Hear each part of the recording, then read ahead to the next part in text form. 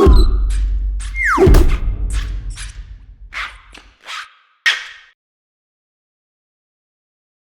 everyone, it's Michael here with GoodEreader.com, and not only are we reviewing two white e-readers, the only two on the market, in the form of the Paperwhite 3 and the Barnes & Noble Glowlight Plus, but we're not comparing the hardware today. We're looking at the shopping experience. When you're buying an e-reader, whether you're going with Kindle or Nook, you want to know how easy is it to find ebooks, what type of content do they offer, what's the overall shopping experience like. That's what we're going to look at today. So this is both of the brand's main home screen. Now with Amazon, it's very scrolly. You are scrolling up and down to look at different genres, and then you can see here new and noteworthy newspapers, magazines, Kindle singles. Kindle singles are books that are too short to be a full-length novel and too long to be like a magazine feature in a magazine like a Rolling Stone or something like that. You can think of it as long-form articles. Okay. So you saw it scrolling. Now with Nook, it's pretty well, there's a little tap button here that you go and tap to look at different pages. And I kind of like this a little bit better because I like tapping and loading up new content more than I like endlessly scrolling. And then it's like, hey, what was that book that was up here again? Oh yeah, you know, and I don't know. I figure when you scroll, you see too, like each of these images pixelates a little bit, and I don't like to break immersion when I'm navigating or shopping for books. I like things to be a little bit easier, so I'd say on the surface I kind of like the way that the Nook's UI is placed. Okay, so Nook Channels is something that it changes and they optimize it for you based on purchases that you've made, or you can go to popular. And it's sort of these editorial genres. So To Death Do Us Part, Edge of Your Seat reading, Harry Potter and Friends. So it's not only Harry Potter books, but books that are similar. International intrigue. Small town crime. You know, kind of interesting little like channels that change on like a weekly or monthly basis, or when particular holidays roll around. Halloween, Christmas, New Year's, they'll make things for that.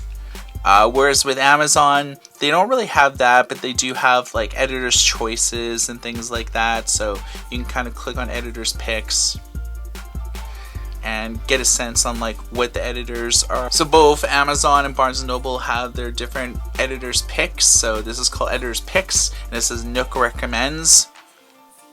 So it's sort of similar. As you can see, there's obviously different books. And again, with Barnes & Noble, you're just clicking on the bottom here to load up new stuff. And I think this is as good a time as any to actually click on a book and see what it's like to check out the overviews and things like that. So if you've ever browsed the Amazon website, this is very similar. You can see if a particular book is X-ray enabled, so you can check out the people, places, and things in a particular book. If it's Wordwise enabled, or if it has an enhanced typesetting where Bookerly or Ember fonts will work. And you can read reviews and things like that. Barnes & Noble, sort of tappity tap. Sort of similar titles. Editorial reviews. User ratings. So for overview, click read more. And it'll list everything that you need to list here.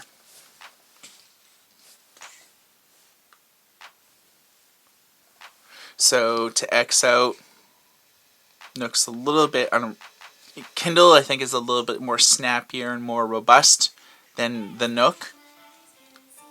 Whether that's a hardware level thing or just whether it's a shopping thing remains sort of to be seen, but I kind of say that it's probably a shopping thing.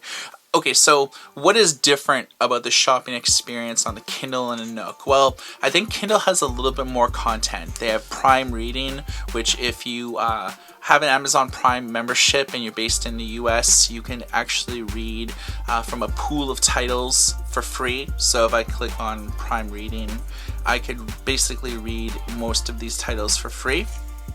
They also have Kindle Unlimited, which is an optional subscription platform where, again, you could read as many books as you want, but they have lots of titles. Like, I think that they right now have like over 10,000 titles in that pool, so there's more. And if you're a serious reader and you read a lot, it's probably worth the extra subscription fee. Both of these companies also have like newspapers, so you can click on like Newsstand and read magazines. With Amazon, you can either click here to see certain things, or you can scroll down to like the bottom and check out, say, like newspapers. So you can see that they say browse Kindle newspapers, and then you go to North America, where it's basically the Nook newspaper thing is loaded right away. So you saw I had to jump through like 3 different things just to get here. But keep in mind, a lot of this stuff is optimized for the Kindle, and the same thing with like the Nook too.